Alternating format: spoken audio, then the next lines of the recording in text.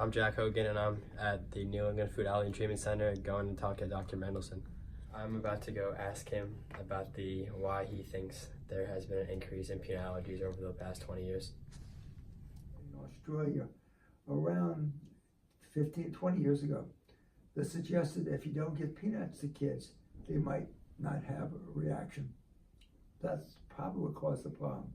Because now we know the early introduction of peanut decreases the chance to react to peanuts. And so that was based upon inaccurate knowledge and data.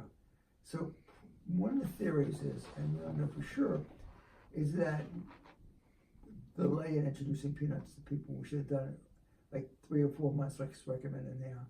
And it used to be, when you were young, it used to say wait 2 or 3 or 4 years of age for introduce peanuts.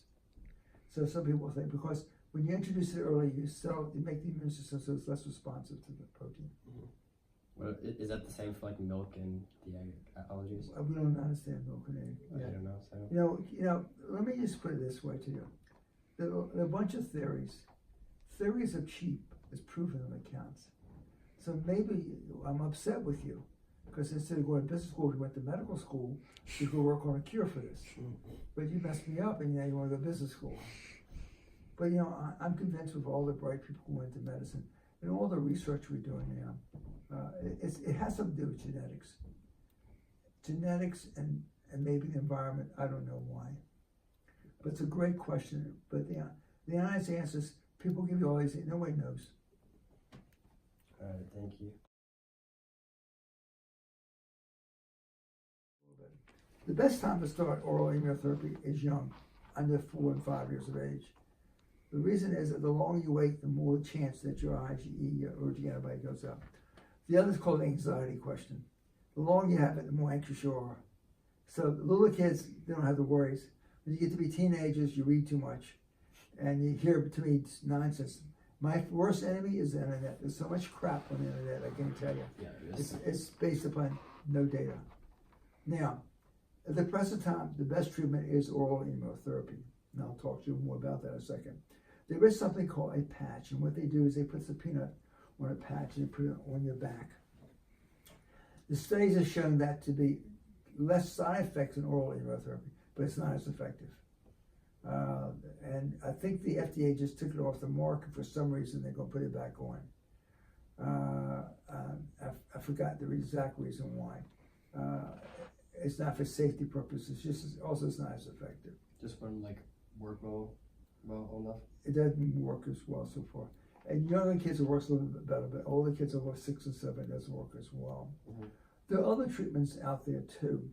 But one is, and the best way to demonstrate this is this. If you alert to something, what happens is as follows. The body has glands called lymph glands. Lymph glands make antibodies. Antibodies protect us. We all make protective antibodies. Otherwise, we'd be very, very sick people. You've got babies living bubbles or people with HIV. People who are allergic, in addition, make an allergic antibody, which we call IgE. It's the ability to make this allergic antibody that makes you allergic. This IgE, think of it as like a Y. And the bottom part of the Y sticks to bags of chemicals in your nose, your eyes, and your throat. One of those chemicals is histamine. If you ever had a mosquito bite, that's a skin test. What happens is that mosquito gets on your skin, injects something into it, you have an allergic antibody, it's attached to this bag of chemicals, and releases histamine, causes a mosquito bite. So mosquito bites are skin tests too. Well, there is a medicine called Xolair. It's a biologic. And what it does, it inhibits this allergic antibody from attaching to this bag of chemicals. The studies have shown you might be able to get a person up quicker, but as far as getting to the maintenance dose, it's not any better. And it's also around $20,000 or $30,000 extra right now. People experimented with it. There are studies going on using it. But I don't like injecting biologics in people. I have to, because other treatments don't work. Yeah. The other things that are out, those are two ones. A patch, there's something, if you read the newspaper, called A-Immune, the big peanut thing. A-Immune is the same peanut powder we use in you. The difference is that the people who made this peanut powder decided they can make money. So therefore, in order to sell it across state borders, you have to do a study for the FDA and show that it works. Peanut is made by God, not by pharmaceutical companies. And so what they've done is they made up this peanut powder using the same stuff we do, but they've standardized it so that they can sell it across state lines. But it's no better than what we have right now. So that's no big breakthrough. Get through the program, Yeah. like what would be the reason why you think they didn't The make main it? reason is kids don't like the taste of it, and they just stop. Mm. Some kids don't like the idea of the regimentation that they have to take it once a day. It's like a vitamin, take that once a day. The other reason is we don't know. It's funny, I can take kids who have the exact same blood work, the exact same skin test results, and 90% do well and 10% don't.